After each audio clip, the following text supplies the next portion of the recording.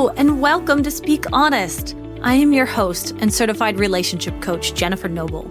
It has been my passion for over a decade to help women like you heal what's been holding you back from having the relationships you deserve. Are you struggling with a relationship where you can't seem to voice your emotions, needs, and boundaries without having it blow up in your face? Then you have found the right podcast, my friend. Get ready for practical tips, empowering truths, and honest conversations. Now, let's dive in. Hello, everyone, and welcome back to another episode of Speak Honest. On today's episode, I had the pleasure of chatting with Anne. Now, Anne is a client of mine, and she's been in and out of the community for a little bit, and I've been helping her through some of the relationship struggles she's been having with her husband.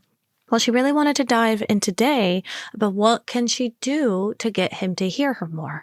But as you can see throughout our conversation, that we uncover that there's so much more underneath the surface than just what's on top of the iceberg, so to speak.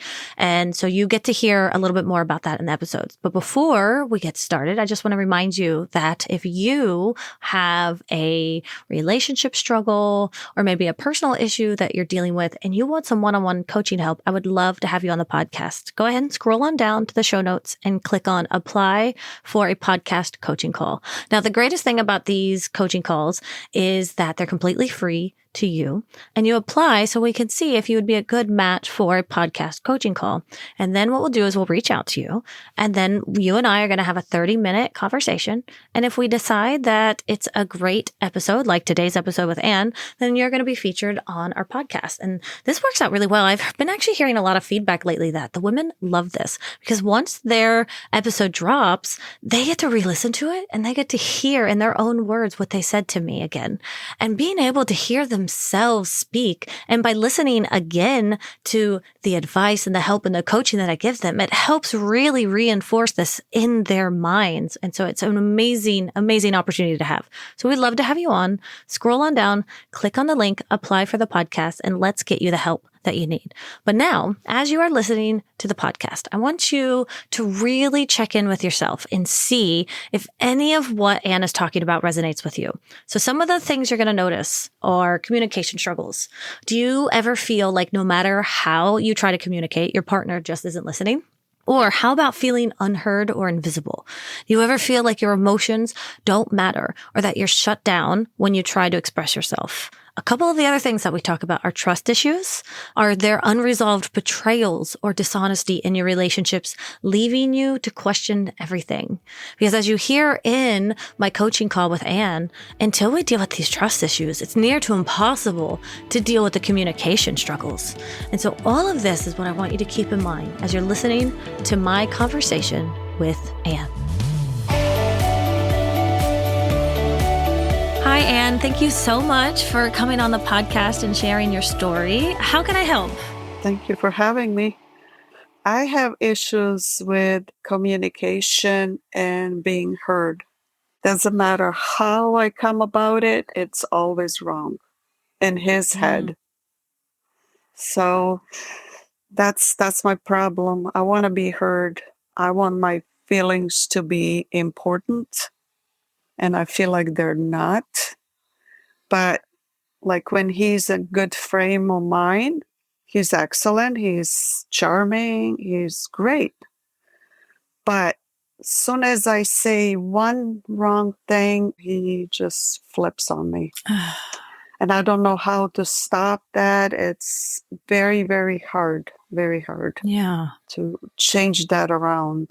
That can be one of the hardest things. We can definitely work through some techniques, but the unfortunate thing is I say this often, but we can't control what someone else is doing, right? And I know we know that. I know you and I have talked about this before and stuff too, but what I mean is I can tell you every perfect thing to say, even for him.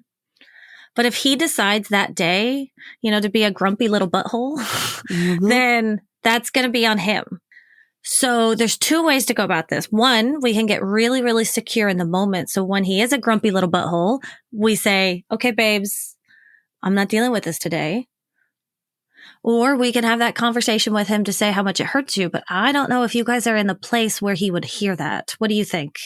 He's all about himself.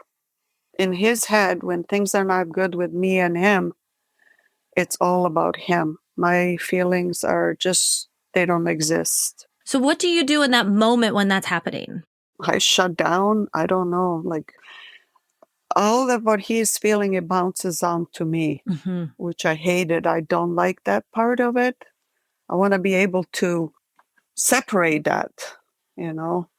But I feel his feelings and I can't help it. Yeah. Do you know what, if I say, it sounds like you're an empath or like a highly sensitive person, do you know what that means when I say that? Yeah. Yeah. That is the downside of being that I'm the same way. I can feel people's feelings. When we are this way, though, Anne, we need to be extra, extra, extra diligent on protecting our bubble. So what we could do is maybe get you some techniques, some grounding techniques, some anchoring techniques. So when his feelings are coming back at you, you have a bubble in place that they're not going to hit you. So now you're able to filter out what you can take and what you can't take. So you know you're not responsible for his feelings. Because if I tell you that right now, you're not responsible for his feelings, what comes up for you when I say that? Not much. There's too much going on in my head to even go there. To even process that? Yeah. Yeah, to process it. Yeah. Tell me more of what's going on in your head. Let's pull some of it out so maybe we can find some space. It's mostly, I just want my marriage to be better. We've been married forever. Yeah. We've been together for a long time. There's times when I don't even know him. There's stuff that happened in our life, infidelity, and I can't get it out of my head. It comes a lot less than it used to. He's been back with me for 2.5 years. I still feel responsible part of that. I can't keep bringing it up because he changes his personality. He's like Jekyll and Hyde. If I bring anything, he doesn't want to think about what he did, and he knows he did something wrong, and me bringing it out. Yeah. So right there, can I stop down there with you? Yep. So right there is a perfect example. You have every right to be able to bring up when you are still confused about something, hurt about something, upset about something. If he gets upset by that, that's his to deal with. That's what I mean by you are not responsible for his reaction. Now, I understand that his reaction probably hurt you. Yep. But so does not talking about it, doesn't it? Yep. So you're kind of in like a cycle where you can't get out. He said he will not admit to anything, so there's no honesty there. And I know what happened. We had issues and he moved out, and he moved out in her place. They started as friends, roommates, and roommates with benefits, which I know for the fact. I'm not imagining it. Mm-hmm. They did everything together. He met her family. She never met my family, but he met her family, her friends. They went together everywhere. So everywhere I went with him, that's where she was. He is not admitting to this affair. Is that correct? Yeah, they were just friends. Okay. So that hurts. Honesty hurts also, but at least somebody's being honest. And I caught him in lies so many times. Are you contacting her? He's denying it. I don't know lately. I'm not sure. He's very protective of his phone, a little bit less lately. So let me make sure that I'm understanding this correctly. I want to repeat back to you what I'm hearing is a couple years ago, he moved out. Yep. And he started living with a woman, and you know for a fact that he was sleeping with her or other things going on. Yes. And more than that, emotional as well, going to visit her family. But when he came back to you, he never admitted to this. Is that right? No, and he never stopped. So he was still seeing her. Okay. Well, then I'm going to have to ask you a hard question, because moving on in the relationship and trying to get him to hear you might not be the biggest struggle that we have right here. Because how can you get someone to hear you if they're not even being honest with you? I'm just thinking maybe he doesn't want to hurt my feelings. Okay. Is he hurting your feelings though? Yeah. Yeah. So I don't know how to fix that part of it. Every once in a while it comes to my head and I can't shake it, because he's talking about how he was cooking, how he was traveling, how he was doing this and that. And that's where, you and her. Did the two of you ever get any couples counseling after? Because if he moved out as well, that sounds like there was a rupture in the relationship. What was the move out about? He was always on me for hoarding. I have too much stuff. I admit that. Everything is organized in containers or whatever. It's not like my house is trashed. It's just got too much stuff, and he wanted me to clean that out. So he got fed up with asking and asking and asking, and then he just moved out. He says, I can't do this. I'm going to come back if you clean up. So for a while, I thought he was living with a guy friend. I didn't think he moved in with a girl. Okay. So he moved out. And then when he came back, did you guys have a conversation about him coming back? Had you cleaned up stuff around the house? What was the catalyst that had him move back? I promised I was going to clean up, and I didn't finish it yet. Still, I'm just having a hard time with all of that. Beautiful. So in his mind, you were doing something that he didn't like. Yep. Okay. And so he punished me. I could say that. We could also say he set a boundary. He said, clean this up or I'm gone. Yeah. So he left. Yeah. So let me turn that around and ask you a question. There's something he is doing that you do not like. He cheated on you and he will not talk to you about it. He will not be honest with you. And he kept in touch with her also. Yeah. So this is where, and this is going to be hard. This is big. This is a big conversation. It's going to be bigger than this one conversation we're going to have. But the real question again here is, what do you want? And what boundaries can you set in place to start getting that? Because we can't control him. He's not going to listen. He's going to keep blowing up. Yeah. And he's not going to be honest if there's no consequence to him. Now, I heard you say he punished you. And I just want to challenge that I still don't necessarily see it as a punishment. And it's more of a personal boundary that he moved out. So what boundaries have you been setting in place to say to him, this is what I need, this is what I want, and if I don't get this, then what? Have you been able to do that? Well, I told him, you need to end it with her. You need to end everything with her. Okay. But he's saying he's a nice guy. He can't do that. If she wants to talk, he answers. He's not the one initiating all that. But, I mean, how long he's going to keep that up? Is it still going on? I can't even ask that question. Right. Well, let me ask you, if he had never moved out, would you have any incentive to start cleaning the house? I would if I had a little bit of support. Oh, I love that. So if you see me that I'm doing something, this is what I told him exactly. Mm-hmm. I said, if you see I have a couple of garbage bags full, I put them in my car and I deliver them for donation. Can you give me something for that? Like, just say, yeah, keep it up. Don't stop. Give me something positive, not negative. I love that. He tells me that's nothing. Okay. You need more. Okay. Where's the positive? This is where you kind of lose it. You don't want to do it anymore. You just stop. I mean, I got to ask you the hard question, Anne. What keeps you in this relationship? If he cheated on you, he's not telling you the truth. He's still talking to her. He puts you down. He's not helping. He's not supporting. You got to tell me what you love about him, or else I'm going to sit here and be like, okay, what are we doing? We do stuff together. He takes me out. We go for dinners. We go for, like today, we went for a long walk to the beach. We came home. We were all happy. We worked out. That's what we're doing. We're working out. He sees something that I like. He wants to buy it for me in a restaurant, like a dessert or whatever. We travel together. We do stuff together. We're together a lot. You know, there's times when he wants to go out and he goes out, you know. That's where I get a little bit of stressed, antsy, and anxious because I don't have the trust. And you have every right not to have the trust. But here's the cycle. How do you get more trust? There's two ways we can get more trust here. So I love this. Yeah. One would be having to have that conversation with him, but we can't seem to do that. Mm-hmm. So, I mean, that's the first option, is going to be having the conversation with him. That's what I would recommend. But if he's not going to be a part of that, then if your choice and your decision is to stay in this marriage, then you are going to have to get extra secure and you're going to have to find the trust within yourself. Or you're just going to have to be okay if he is still seeing her or if he is still having an affair. I don't think he's having an affair. I'm thinking there's maybe texts here and there, or maybe there's none. I don't know. I don't have any proof. For the last 6 months, I don't have any proof. And you never will. That's the trust. That's what I mean by trust. It's like inner trust. It's inner security. It's knowing that you love him and you guys have an entire life together. Like you said, Yeah. decades together.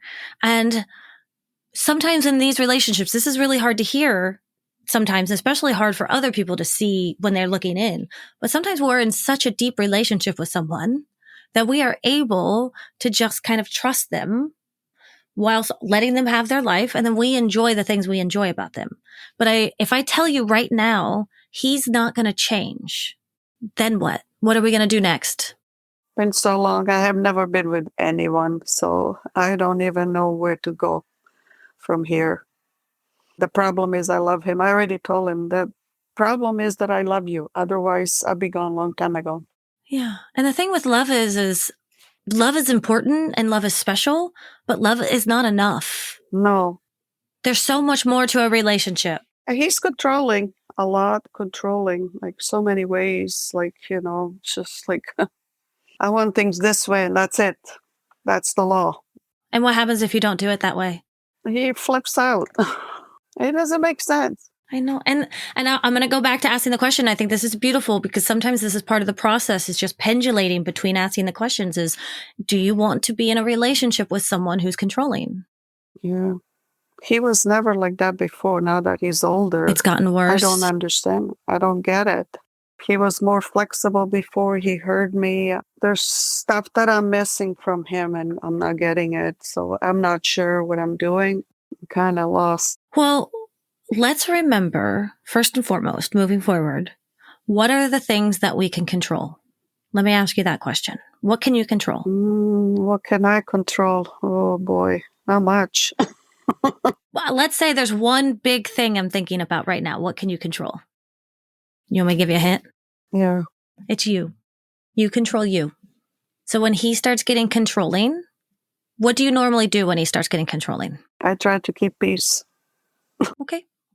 Yeah. I was like, do you blow up? Does it make it worse or anything? Because we have ways we I'm can. not the type that blows up unless you Okay. really push me. You got to really push me hard for me to blow up. Okay. That's something we can control. We can control your actions. We can control your emotions. We can control parts of your life. What we cannot control is him. He will not change. Mm-mm. Nothing we do or say can make him change. Now, we have phrases we can use that can maybe help him. From the way it's sounding, with the way he's acting, the way he kind of is getting whatever it is that he wants, and then he's coming back to you, and even a little bit the way he gives you things and buys you desserts and takes you out dancing and kind of showers you with love and gifts, it comes from a very grandiose place. Okay? Which means he's kind of in this power position within the relationship. And so again, when we get stuck in these cycles, there's two things we could do here. One, we learn to just be okay with it and be happy in this type of relationship. Or two, we learn how to remove ourselves. Yeah. So between those two options, what's coming up for you in terms of which one would resonate more? Oh my gosh. I don't know. There's big mess in there. In my head. So much. That might be the start. It might be getting some help to help out with the big mess. Because what you're in right now is potentially even beyond my scope. Okay. And I'm a damn good relationship coach. But what you're dealing with is infidelity, betrayal, controllingness, a slight narcissistic tendencies that I can tell. I'm not saying he's a narcissist. I would never I can't diagnose people like that or anything, right? But I see the tendencies. I say the grandiose tendencies. And the truth I just want you to hear is that you deserve more. Mm. You are a woman that deserves a happy life. I feel like I do. Yeah, you do. And I see it in you when we talk. I wanted to ask you something. Adult videos. Mm-hmm. I find it insult to me. So I caught him a few times checking out young girls. Mm-hmm. I mean, we're at the age now. It just makes me feel very old when I see stuff like that. Taking screenshots of these girls' butts or boobs or whatever. I mean, come on. Really? No, yeah. Is that normal? Is that like It a can be, yes. feeling? I will say this, that everyone has their own personal preference when it comes to pornography and images online and the way people will interact with people. So that is decided upon between a couple within a relationship. So some people perfectly fine with it. Like I have a client whose husband, no problem. I have a client and she joins in with her husband to go watch pornography and they enjoy it together, right? You can see here how it's completely dependent. Now, if you're telling me you don't like it and you've asked him to stop, and you guys can have I'm assuming this is not happening considering what I'm hearing from the relationship, but the way this would work is you say, hey, I'm feeling a little bit insecure because I'm noticing the types of girls that you're looking. Can we have a conversation about this? And maybe he would say, oh, I really hear you. This is just something that I'm into right now. It's just kind of a kink I have, right? Do you hear the difference of a conversation? Like if I was having a conversation with my husband and I don't mind. He wants to watch porn. It doesn't bother me. What I'm not okay with is he can't follow people on Instagram. Yeah. It grosses me out and it's just not my thing. And so we've talked about it.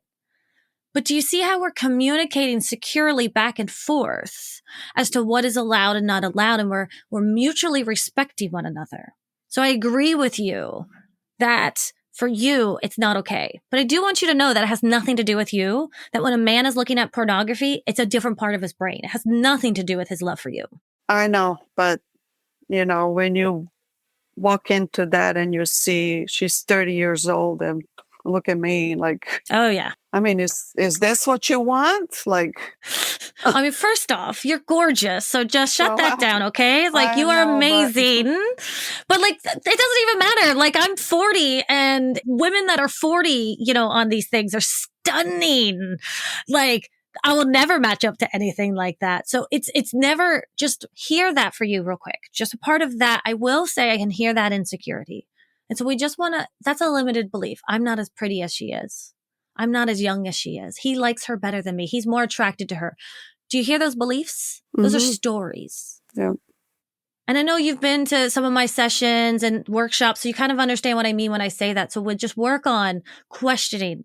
Do we know that it's true that she's prettier than you? No. In what way? You know what I mean? Like she doesn't have your fire. She doesn't have your feistiness. She doesn't have your beautiful eyes, right? Like this is no. Yeah. Is she hot in a lot of ways? Yeah. But makeup can do great things for you. And so can editing. Right? Yeah. But it's not that she's prettier than you. This is just her job. This is just that woman's job. That's what she's built to do. But it's the videos that you watch, the music videos, they're all. Yeah. I mean, honestly, sometimes they're more dressed in a porn than they are on these music videos. But why do I want to? I told him, I said, I don't want to watch that. Why am I watching that? Why? Well, and I said, that's a beautiful boundary. I told him, I said, I'm not. You want to watch it on your own. But I don't want to watch that. I love that. And that's a great boundary. You could watch it, but I don't want to see it. I think that's a healthy boundary. Why do I want to see that? Like, some people like it. I mean, I would like to look like that, but come on, I don't. So you should just say, if we're going to watch that, I need to see some 30-year-old men that are very rich. That's what I said. Where I want to see some men, like, oh my God, but there's no man. Another thing is, I don't know, for some reason, the intimacy is sometimes off the, totally. Mm-hmm. Don't know why. Is it like sometimes amazing and then sometimes not so amazing? Is that what I'm hearing? Okay. There's certain touch that tells you, I want you. And there's certain touch you're questioning. So if I ask, what was that? He doesn't like it. He gets turned off. Okay. If you're touching me over the 3 covers, that doesn't tell me you want me. Does it? Am I right or wrong? I don't know. I'd say there's no right or wrong to this one. That's a communication thing. That's what I said. We need to communicate that part. If this is what you want, let me know you want it. No problem there. I love this so much, Anne. And also, that's a conversation that is had between a couple that already has a level of respect, communication, and security. But remember what we talked about back in the beginning? You guys don't have that yet. Communication sucks. Yeah. Anything you say to him is going to be perceived as a criticism. Yep. And why is that when I say it in a nice way? Great question. Because in his mind, that's what he's hearing it as, because it's his way of kind of shutting down. So most likely in childhood for him, he was criticized a lot. He was put down a lot. And if ever it was that he did something wrong, he was most likely punished, and potentially in some could be abusive ways if it's getting this bad. Yeah. And so what he's hearing when you say, well, what does that even mean? He's like, oh, great. Here it is. I did something wrong again. That's what he says exactly. Okay. Wow. Yeah. That's fine, because I hear it a lot. So he's not alone on that. And if I was working with him, right, I'd have some stuff to say to him to work on that, to be able to get better at it. But for what I'm understanding and hearing is he doesn't have a desire to work on that. He's just kind of having his cake and eating it too.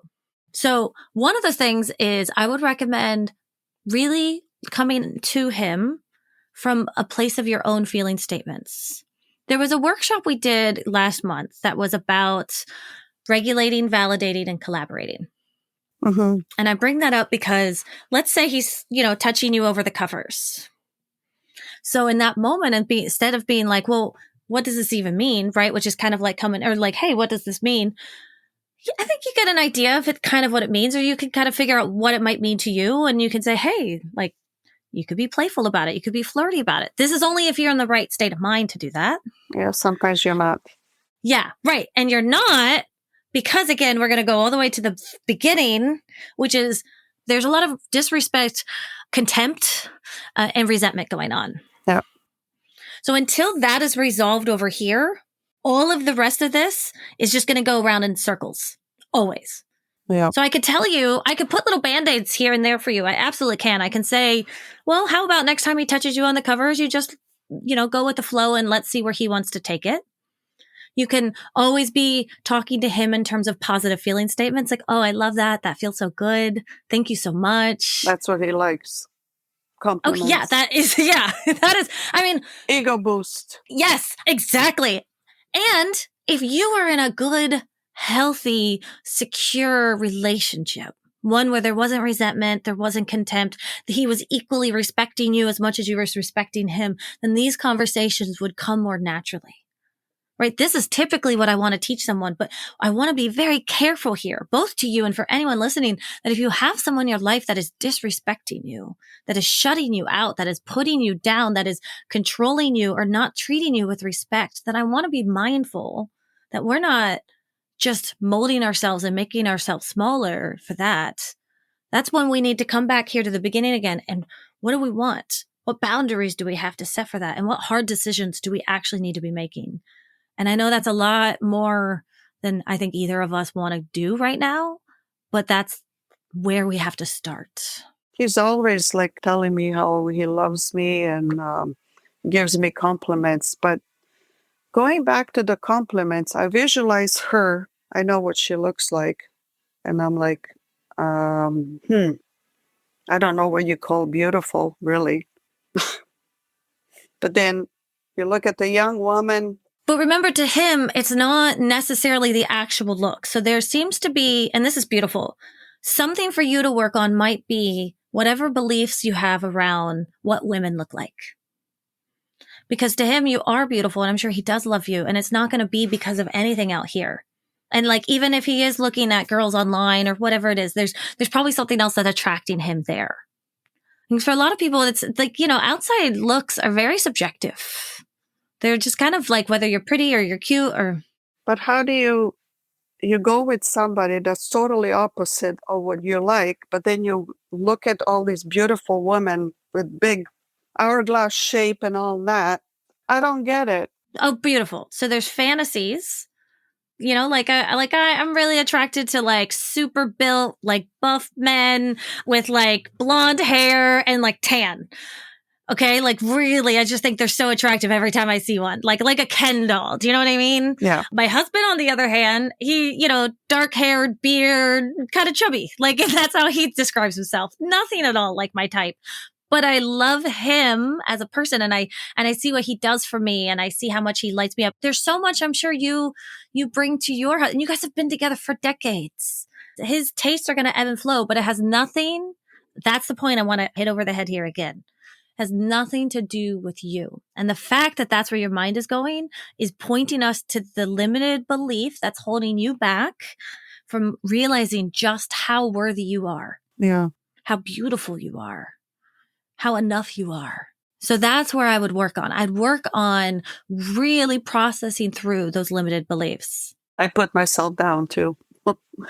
Yeah. Yeah. Yeah. So hard not to.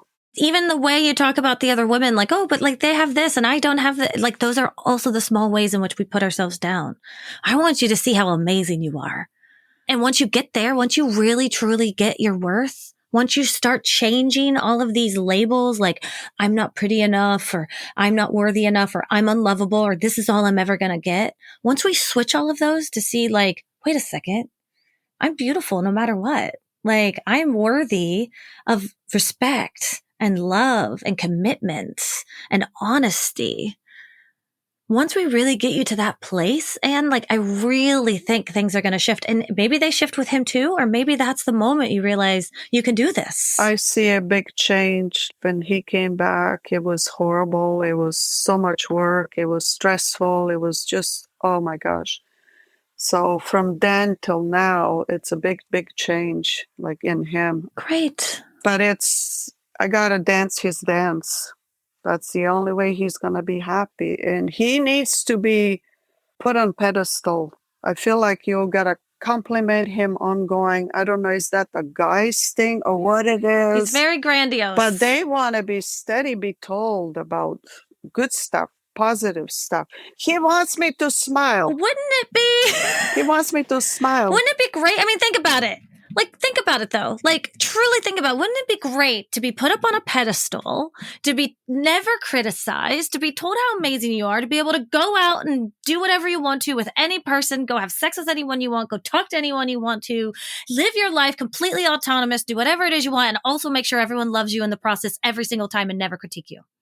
That's what it is. And until somebody says to him, no. Why would he think he doesn't have to just keep getting whatever he wants? It's like a toddler. He's acting like a toddler. And if you give a toddler everything they want every single time, they're going to throw a complete hissy fit the one time you take it away. But what do you have to keep doing? You have to keep taking it away, don't you? You have to keep telling them no. Yeah. That's boundaries. And so as we wrap up today, because such a beautiful, powerful conversation we're having, I just want to know any aha moments or anything you're really going to take away from this conversation that you're going to take moving forward. Maybe a boundary you want to set or just a mindset shift you want to take moving forward. What are you thinking? Mindset sounds good. Boundaries is another one. I got to work on that. There's so many things I got to work on. I got to get all this garbage out of my head. Yeah. The way I'm thinking, the way it's going. There's a lot of times what I would like to change, going back to him. But anyways, him being spaced out in his own space, unreachable, that part I want to kind of gone, but nope. I'm telling you right now, it'll be there forever. It's just going to be there. The only way we can truly change ourselves is when we accept that everything around us is just going to keep doing what it's going to do. So my favorite quote, I might have shared this with you before, but my favorite quote is, the bird is not afraid of the branch breaking because she trusts in her own wings. And what I mean by that is to say, he can space out. He can look at whoever it is he's going to look at. He can talk to whoever it is he's going to talk to. And you are going to make the decision in the moment what you want. And you're going to learn how to set boundaries. And you're going to learn that you're safe to do it, because even if you say no to him and he blows up, you're okay. If you leave, you're okay. You're not too old to start over. You're tired of that kind of shit going on. You know, my mom's like 71. That woman just finally got herself a new boyfriend and she's like rocking it, right? Like there's always time. The only time there isn't time, I can say time 20 more times, is when we think we're stuck. And you're not stuck. You only think you're stuck because we're stuck in the cycle. All it takes is one powerful moment to just jump out of that cycle. And maybe that's accepting him for completely who he is. Maybe that's telling him no. Maybe that's walking away when he's treating you poorly. Maybe that's not accepting a gift because you're still mad at him, and that's okay too. Whatever this looks like, and you and I will keep exploring this together over time in the group. I'm here for you. I just want you to know that you're doing a beautiful job I know that we have a couple other coaching calls as well that we can work on these with. And so that's what we're going to do. And we're going to take all this big mess in your head because you're not alone with that. Mine used to look like a jumbled ball, like 30 balls of yarn just all together. And slowly over like 5 years, I've just like taken one out at a time. And I didn't do it alone. I had a coach, I had a therapist, I had friends, I had a support group. There's no way we can do this alone, especially not as women. Women are pack creatures. We're meant for community. We're meant for one another. So lean on us, okay? Thank you.